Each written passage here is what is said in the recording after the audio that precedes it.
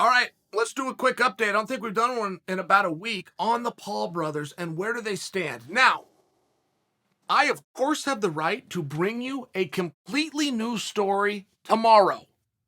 But when you do have Tyron Woodley, he got the tattoo. Does that satisfy? Is it Jake's turn now or Jake's Welch? Does Jake have to give him a rematch? That's between those guys. I don't remember enough of that. And they did it publicly, but I don't remember enough of that bet to tell you what my opinion is. It appears that Jake has moved on. It appears. Okay? Now Tyron's trying to bring him back, but that could be tomorrow's story. Jake has offered the fight to one of the Furies. Not Tyson. Tyson's got a brother. And the guy's a boxer and his last name's Fury, and Tyson Fury would probably come and corner him, and that's about all you're going to get out of that. The Fury kid's not very good.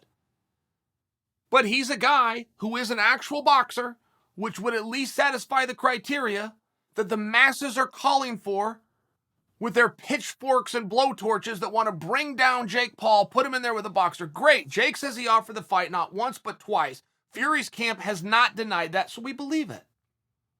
Mike Tyson weighed in on the Pauls. I'm not sure Mike knows there's two. There's Logan and Jake. I think Mike thinks there's just one guy and his name is Paul. Either way, Mike is saying he would like to fight Paul. And he was very open in saying, that's the money fight. That's where the attention is. And if anybody believes that Mike and Roy Jones did 1.7 million buys, they would go book Mike against Roy Jones part 2. Nobody has that confidence because Jake Paul was on the card. So nobody fully knows that it was Tyson and Roy Jones that brought in these record numbers. They know that Jake was responsible for some of that. So would that solve the problem to put Jake in there with Mike? I'm asking you. I'm telling you, as much as you're going, well, Chael, yes, that would be great. There's another story that before you sign that and commit to, you have to be worried about, which is the backlash and blowover from Vitor Belfort beating up Holyfield. As bad as Holyfield looked, a reasonable person is going to conclude that he's still in front of Mike because he beat Mike up a couple of times, right? So you would just conclude that, which puts Jake in a terrible spot. It's the same one that's happening to Vitor. They took Vitor's credit away. Not only did they take his credit, he was a 2.5-1 underdog. Vitor was. Okay, the world thought Vitor was going to get beat up. He walked out there like a man, took care of business, but he doesn't get credit. He beat up this old guy. So it's very interesting, right? If you're the promoter and you're going to put your money, you're going to guarantee, you don't know which way. A big fight is what the media decides, not the promoter and not the athletes. The media will then decide if they want to get behind it. And if the media turns on you, you have nothing. And with the story and with the information that we have of Vitor, who's 44 years old, by the way, now we're going to take that same story, but we're going to give it to Jake, who's 20 years younger than Vitor. So if you've got a problem with the geriatric fighting the young man, and now you got to add another 2 decades in favor of the young man, you see the problem, at least potentially? I'm not afraid to gamble. If I had the opportunity to be the promoter and make the fight, in all fairness, I would make that fight. I would deal with that problem, win it if it came. I would get in front of it. I would handle that. But I'm brilliant. We're dealing with dum-dums.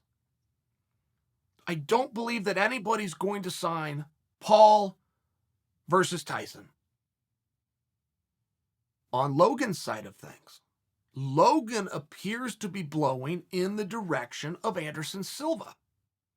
It would be very hard, in my estimation, for Logan to turn down Anderson. First off, Logan can box.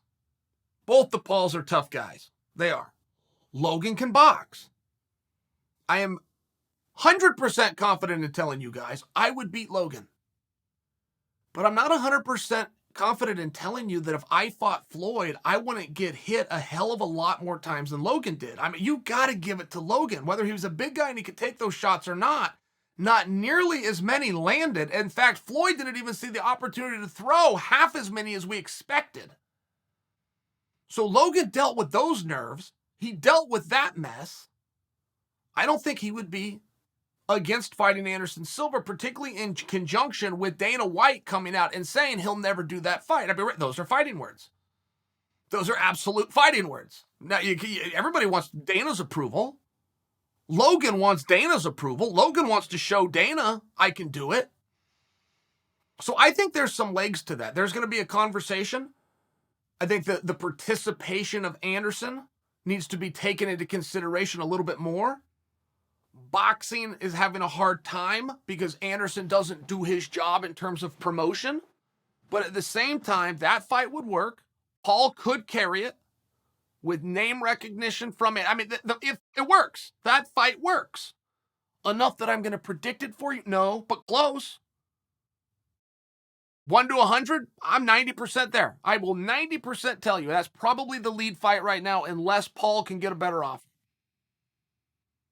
And Anderson would let that slip through his fingers. He just doesn't know how to massage and manipulate and add fuel to a fire. He just doesn't. But if somebody did it for him, I could see where Anderson and Logan would box.